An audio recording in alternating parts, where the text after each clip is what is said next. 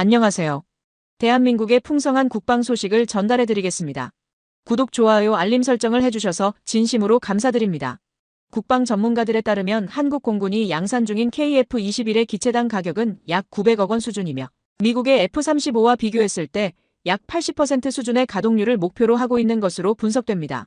성능과 생산성이 충분히 입증될 경우 현재 계획된 300대 외에도 스마트 팩토리 기반의 생산 능력 확장을 통해 최대 1000대 이상 추가 수주 가능성도 거론되고 있습니다. 전문가들조차 이 분야에 도전하는 것은 매우 어려운 일이라 예측했지만 대한민국은 이러한 예상을 완전히 뒤엎고 있습니다. 한국은 파스 시스템이 고도의 기술을 요하는 것을 인지하고 KF-21 기체 설계에 앞서 2005년부터 해당 시스템 개발에 착수했습니다. 또한 전투기 제조 공정은 대부분 기밀로 철저히 보호되고 있어 세계 어느 나라도 쉽게 기술을 공개하지 않지만 한국은 FA-50 생산 당시 부족했던 기술들을 하나씩 습득해왔습니다. 이후 국내 방산업체의 기술 자문과 해외 선진국의 사례를 참고하고 반도체 정밀 공정 기술을 융합해 결국 파스 시스템의 완전한 자립화에 성공했습니다. 특히 항공기 조립 라인에서 0.01mm 단위의 정밀도를 구현한 국가는 미국 록히드 마틴에 이어 한국이 두 번째입니다. 이로 인해 한국은 중국과 일본을 앞서는 전투기 조립 기술력을 보유하게 되었고 자국의 기술 수준을 국제사회에 입증했습니다. 현재 한국은 차세대 전투기 분야에서 급부상하는 강국으로 주목받고 있지만 아직은 과도기적인 전환 단계에 놓여 있는 것도 사실입니다. 기술 유출을 방지하기 위해서는 철저한 통제가 필요하며 이를 통해 국가 안보 수준을 더욱 견고히 해야 합니다. 오늘날 KF-21의 무인 조립 로봇 시스템은 전적으로 국내 기술로 구축되었으며 이는 대한민국의 항공 제작 능력이 어느 정도에 도달했는지를 명확히 보여줍니다. KF-21 전투기의 신속한 양산을 위해서는 무엇보다 고정밀 조립 역량이 가장 중요한 핵심 기술입니다. 이미 널리 알려진 4대 핵심 요소와 통합 시스템은 개발을 완료한 상태이며 항공 전자장비의 국산화 비율 또한 빠르게 상승하고 있는 추세입니다. 국방 관련 문서에 따르면 KF-21의 운용률은 머지않아 90%에 이를 것으로 전망되며 이는 현재 공군이 사용하는 F-15보다 약 1.7배 더 높은 수치로 분석됩니다. KF-21, 즉 보라매의 높은 운용 효율은 국산 부품의 비율 확대, 무인 로봇 조립 시스템, 그리고 고도화된 자동화 기술 덕분입니다. 따라서 경납고도 추가로 준공했는데요. 3월 31일 소식에 따르면 한국항공우주산업카이는 KF-21 전투기의 체계 개발 및 양산, 그리고 T-50 계열 항공기의 수출 확대 수요에 대응하기 위해 새로운 경납고를 준공했다고 밝혔습니다. 이번에 완공된 제2경납고는 대지 면적 1만 평의 지상 1층 규모로 KF-21 항공기 최대 2대가 들어갈 수 있는 경납고 6동과 항공기 유도로, 사무실, 장비 보관실 등을 포함하고 있습니다. 2023년 약 348억 원을 투입하기로 결정한 이후 2024년 착공돼 지난 3월 20일 준공을 마쳤습니다. 카이는 지난해 6월 KF-21 20대에 대한 최초 양산 계약을 체결하면서 2026년까지 체계 개발을 완료하고 전력화를 목표로 순조롭게 진행 중이라고 설명했습니다. 지난해 하반기에는 지상시험이 예정되어 있으며 내년 상반기에는 비행시험이 시작될 예정입니다. 강구영 카이 사장은 KF-21 개발과 양산이 본격화되고 있고 T-50 계열 항공기의 수출 물량도 증가하고 있는 만큼 경납 공간 확보는 필수라며 이번 경납고 준공을 통해 안정적인 항공기 출고 및 품질 관리를 실현하고 고객 신뢰도를 한층 더 높이길 기대한다고 말했습니다. 이처럼 KF-21 전투기는 동시에 다수의 기체를 조립하고 비행할 수 있도록 생산 라인을 추가로 확장하는 데 박차를 가하고 있습니다. 이러한 라인 확충은 전반적인 비용 절감은 물론 생산 속도 향상에도 직접적인 영향을 미칩니다. 파스 시스템 외에도 국산 무인 드릴링 기술 역시 기능 면에서 큰 발전을 이뤘습니다. 해당 드릴링 시스템은 컴퓨터 및 센서 기반 기술로 정밀한 위치를 자동으로 인식하고 구멍을 뚫는 방식인데 기존에는 KF-21 기체의 단일 구멍 가공에 약 150초가 소요되었으나 무인 시스템 도입 이후에는 단 25초로 시간이 단축되며 혁신적인 성능을 입증했습니다. 한국항공우주산업카이는 이 무인 드릴링 시스템이 수작업 대비 훨씬 더 높은 정밀도를 제공하며 작업 시간을 약 80% 이상 단축할 수 있다고 설명했습니다. 카이 관계자는 현재 KF-21 기체 조립에 세계적 수준의 무인 드릴링 기술이 적용되고 있다며 대한민국의 무인 제작 기술이 세계 정상급 수준에 올라섰음을 강조했습니다.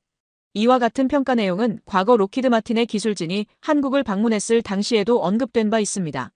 2030년경이 되면 한국 공군은 KF-16 전투기의 퇴역 시점을 맞아 약 40년간 운용해 온 노후 기종을 본격적으로 교체해야 하는 시기에 도달합니다. 또한 비슷한 시기에 세계 각국에서도 기존 전투기의 수명이 도래함에 따라 대규모 교체 수요가 발생할 것으로 예측되고 있습니다.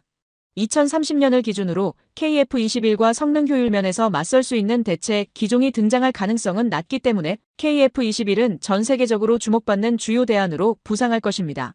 방위산업계에 따르면 3월 31일 한국항공우주산업은 페루 국영항공전문청과 함께 KF-21 부품의 현지 공동 생산을 위한 양해각서를 체결한 것으로 알려졌습니다. 이번 양해각서는 APEC 정상회의 기간 중 열린 한페루 정상 간 회담을 계기로 체결되었습니다.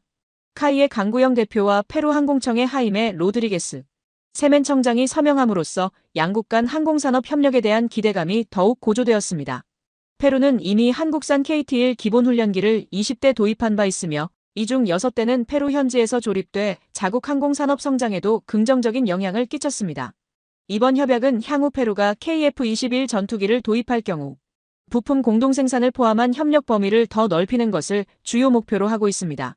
중동의 주요 산유국인 아랍에미리트 국왕 겸 국방부 장관 대변인은 자국 공군의 차세대 전투기 획득 계획에서 미국 측의 압박으로 인해 F-35 도입이 최종 무산되었다고 밝혔습니다.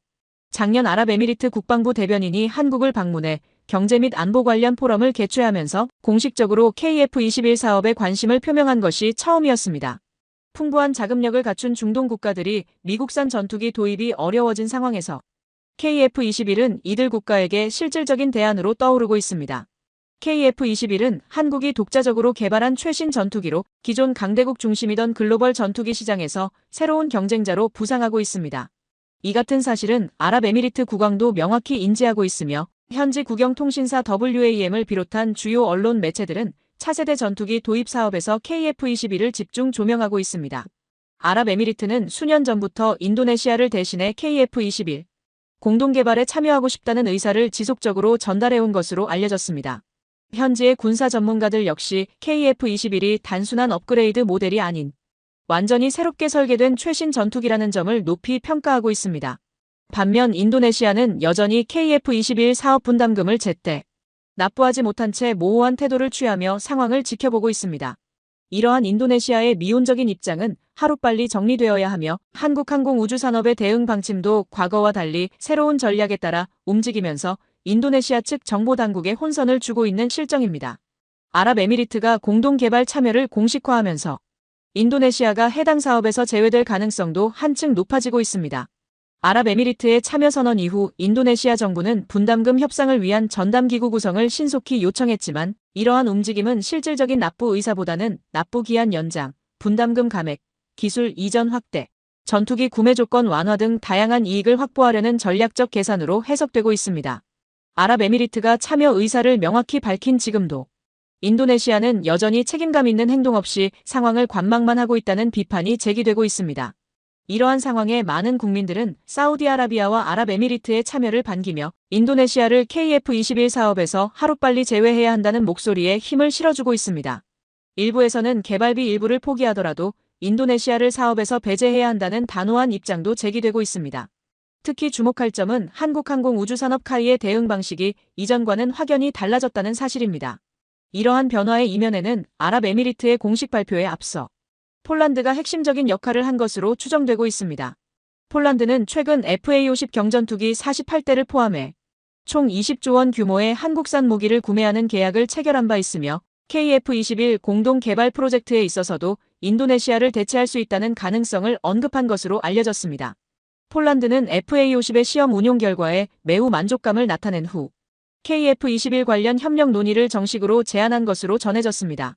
만약 폴란드와 아랍에미리트가 동시에 KF-21 개발에 참여하게 된다면 해당 프로젝트의 해외 수출 규모는 지금보다 훨씬 더 커질 가능성이 큽니다. 아랍에미리트 공군은 F-35 도입 무산으로 생긴 전력 공백을 메우기 위해 QAR 차세대 전투기 사업을 추진 중이며 총 80에서 90기의 전투기를 확보해 노후된 전투기를 교체하려는 계획을 세우고 있습니다. 그동안 인도네시아의 미온적인 태도에 실망했던 국민들 입장에서는 이번 전개가 매우 긍정적인 소식으로 받아들여지고 있습니다. 이제 대한민국은 보다 단호하고 명확한 결정을 내릴 준비가 되어 있으며 이번 상황은 인도네시아에게 상당한 압박으로 작용할 가능성이 큽니다. 미국 백악관이 아랍에미리트 국왕에게 F-35 수출 불어 방침을 직접 전달함에 따라 중동 지역에 대한 첫 F-35 판매 계획은 사실상 중단된 상태입니다. 이로 인해 중동 진출을 모색하던 록히드 마틴에게는 큰 타격이 되었다는 평가가 나옵니다. 반면 KF-21의 중동 수출 전망은 이러한 국제 정세 변화 속에서 오히려 더 유리한 기회를 맞이하고 있다는 것이 많은 군사 전문가들의 공통된 분석입니다. 막강한 경쟁자였던 록히드 마틴이 스스로 중동 무대에서 물러난 지금 그 공백을 KF-21이 채울 수 있는 가능성은 그 어느 때보다 높아졌습니다. 아랍에미리트가 인도네시아를 대체해 KF-21 공동 개발 및 양산 사업에 본격적으로 참여하게 될 경우 인도네시아가 원가에 확보하려 했던 48대 이상의 전투기를 아랍에미리트가 직접 구매하거나 더 많은 수량을 라이선스 생산 방식으로 확보하려는 가능성도 제기되고 있습니다. FA-26의 가격 상승과 F-35 전투기의 잦은 결함 문제로 인해 현재 4.5세대 및 5세대 전투기의 공급이 원활하지 않은 상황에서 KF-21은 2020년대 들어 상업적으로 성과를 보이고 있는 유일한 차세대 전투기로 평가받고 있습니다. 이러한 흐름 속에서 아랍에미리트를 포함한 여러 국가들 사이에서 KF-21에 대한 관심이 빠르게 확산되고 있습니다. 일부 방산 전문가들은 이 기회를 발판으로 KF-21N, KF-21G 등 다양한 파생 모델의 개발 가능성도 진지하게 검토해야 한다는 주장을 제시하고 있습니다. 최근에 공개된 KF-21 위원회 업무 보고서를 통해 중요한 사실이 새롭게 확인되었습니다. 방위사업청장은 아랍에미리트와 수차례 서신 교환과 실무 협의를 거친 결과 KF-21 공동 개발 관련 실질적인 진전이 있었음을 공식적으로 밝혔습니다.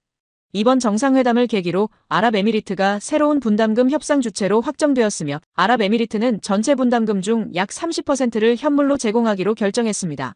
이와 같은 변화로 양국 간 협력은 더욱 긍정적인 평가를 받고 있으며 인도네시아는 더욱 곤란한 입장에 놓이게 되었습니다. 아랍에미리트가 인도네시아 대신 분담금 납부를 충실히 이행할 경우 향후 KF-21 사업 협의에서 인도네시아가 완전히 배제될 수 있는 여건이 형성되는 것입니다. 미국은 아랍에미리트에 대해 F-35 같은 최첨단 전투기의 수출을 제한함으로써 KF-21이 글로벌 시장에서 더 유리한 위치를 점할 수 있는 환경을 조성했지만 이 결정의 이면에는 또 다른 전략적 의도가 내포되어 있습니다. 표면적으로는 기술 유출 우려를 이유로 들었지만 실제로는 사우디아라비아나 아랍에미리트 같은 이선 동맹국에는 최신 무기를 판매하지 않겠다는 기존 정책을 유지하려는 의도가 작용한 것으로 분석됩니다. 이는 막대한 금액을 제시하더라도 미국이 지정한 핵심 동맹국이 아닌 이상 최신 무기 시스템의 수출을 제한하겠다는 방침을 보여주는 대표적인 사례로 볼 수 있습니다. 이로 인해 고성능 전투기 확보가 절실한 아랍에미리트와 사우디아라비아 등 중동 국가들은 새로운 공급처 확보를 위해 공동개발 체계 구성을 적극적으로 모색하게 되었습니다. 아랍에미리트의 대표적 군사 전문 매체 디펜스 에티는 KF-21 시제기 공식 공개 이전에 열린 사천 에어쇼 현장에서 수출형 KF-21의 외형이 전면에 전시된 장면을 언급하며 한국 기술의 우수성을 부각시켰습니다. 현지 언론은 KF-21 보라매를 최신 전투기로 분류하며 조종석에 탑재된 KMFD라 불리는 대형 디지털 디스플레이가 임무 수행의 편의성과 비행 안정성을 높이는 5.5세대급 항공전자 시스템이라고 평가했습니다. 대한민국은 초기 KF-21 사업을 독자적으로 진행하던 시기에 막대한 재정 부담을 겪었으나 아랍에미리트라는 이상적인 파트너가 참여하면서 더 이상 인도네시아를 고려할 필요성이 사라졌습니다. 아랍에미리트가 KF-X 공동 개발에 본격 참여하게 되면 인도네시아가 약속했던 49대 이상의 전투기를 아랍에미리트가 인수하거나 그 이상 수량을 도입할 가능성이 높으며 아랍에미리트는 인도네시아와 달리 분담금 납부에 대한 부담이 없는 국가입니다. 이제 대한민국이 해결해야 할 과제는 인도네시아와의 KF-21 관련 외교적 정리를 마무리하고 아랍에미리트를 공식적인 KF-X 공동개발국으로 편입시키는 것입니다. 이를 통해 양국은 공동의 이익을 나누는 전략적 파트너십을 형성하게 되며 KF-21 개발 사업 역시 더욱 성공적으로 추진될 수 있을 것입니다. 세계 유수의 언론들은 KF-21 보라매의 뛰어난 성능을 여러 차례 다루며 단순한 4.5세대 전투기를 넘는 성능을 지닌 기체임을 강조하고 있습니다. 이러한 긍정적인 분위기 속에서 한국의 첨단 무기 개발과 기술 진보는 한층 더 빠르게 진전되고 있습니다. KF-21의 구성 요소 가운데 가장 정밀하고 제작이 까다로운 핵심 부품 중 하나는 항공 전자장비입니다. 이 장치는 30개 이상의 전자 시스템이 융합된 복합 구조로 전투기의 눈 역할을 수행하는 결정적인 구성입니다.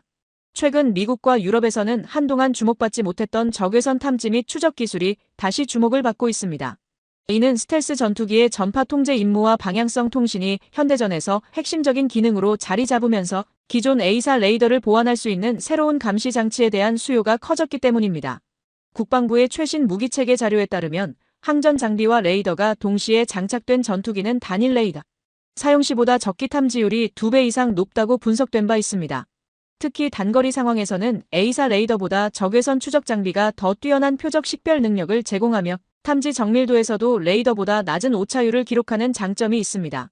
이러한 기술 흐름에 맞춰 KF-21에 탑재될 핵심 전자 시스템과 스텔스 관련 내장 기술이 병행 개발 중이라는 사실이 군사 전문 언론을 통해 공개되었습니다. 한국항공우주산업카이는 자사에서 개발한 적외선 추적 장비의 자체 기술인 자동 표적 추적 시스템을 적용해 최대 20대의 적 항공기를 동시 탐지 및 추적할 수 있다고 밝혔습니다. 지난달 공개된 KF-21 7호기 조립 현장에서는 대한민국이 독자적으로 개발한 최첨단 전자 시스템 중 하나인 적외선 탐색 및 추적 장비가 특히 많은 관심을 받았습니다. 당시 7호기 시제기가 공개되면서 예상보다 빠른 연구 개발 속도가 확인되었고 특히 스텔스 블록2와 관련한 적외선 탐지 추적 장비의 스텔스 적용 논의가 진행된 점이 주목을 끌었습니다. 현재 다수의 군사무기 전문 플랫폼과 주요 언론에서는 KF-21 전투기의 항공전자 장비, 그중에서도 적외선 탐지 추적 시스템에 대해 활발히 보도하고 있습니다. KF-21 보라매에 대한 긍정적인 평가가 이어지는 가운데 일부에서는 여전히 신중한 태도를 유지하는 움직임도 존재합니다. 과거의 4세대 전투기는 항전 장비가 외부로 돌출된 형태로 설계되는 경우가 많았고 이로 인해 스텔스 성능이 저하되는 문제가 발생하곤 했습니다. KF-21에 적용된 국산 항전 장비 역시 최종 조립 단계 전까지는 장비 크기가 다소 크다는 점이 단점으로 지적된 바 있습니다. 이러한 문제를 해결하기 위해 한국은 전자장비의 경량화와 내부 통합 장착 기술을 개발하며 레이더 반사, 단면적을 줄이는 방향으로 기술력을 집중하고 있습니다. 예를 들어 F-22 랩터와 같은 5세대 스텔스기는 기수와 동체가 하나로 설계되어야만 스텔스 성능을 극대화할 수 있습니다. 이런 설계를 구현하기 위해서는 적외선 센서와 미사일 연료 탱크 같은 내부 장비까지도 스텔스 구조에 부합해야 하며 이 기술이 완성될 경우 KF-21 블록2는 본격적인 실전 운용이 가능해질 것입니다. 현재 한국 사회에서는 KF-21에 대한 기대감과 동시에 우려의 시선도 공존하고 있습니다. 대한민국이 과연 세계 수준의 전투기를 자체 개발할 수 있을지를 놓고 회의적인 견해를 가진 이들도 아직 존재합니다. 하지만 이러한 염려와 달리 최근 한국 방산업계는 눈에 띄는 발전을 이루고 있습니다. 특히 첨단 항전 장비 분야의 기술적 진보는 이미 현실화되고 있습니다. 최근 개발된 국산 항전 시스템은 자동화된 생산 시스템을 통해 초정밀 공정으로 제작되고 있습니다. 이러한 고정밀 전자장비 조립은 대부분 무인 로봇에 의해 이루어지고 있으며 이는 조립 정밀도를 극대화함과 동시에 생산성 향상에도 크게 기여하고 있습니다. 이 모든 과정은 한국의 고도화된 자동화 조립 기술이 세계적 수준에 도달했음을 보여주는 상징적인 사례로 평가되고 있습니다. KF-21 전투기에 장착될 항공전자 장비 중 특히 스텔스 형식으로 기체에 통합되는 적외선 탐색 및 추적 장비의 개발이 본격화되면서 한국은 KF-21 블록2 스텔스형 모델 개발을 위한 핵심 토대를 구축하는 단계에 들어섰습니다. 최신 적외선 탐색 추적 장비가 제 기능을 발휘하기 위해서는 정교하게 발달된 데이터 처리 기술이 필수적입니다. 최근 항공전자 기술은 전자공학의 눈부신 발전을 바탕으로 빠르게 향상되고 있으며 이로 인해 한국은 스텔스 항전 체계 개발에 있어 선진국 반열에 오를 수 있는 여건을 확보하게 되었습니다.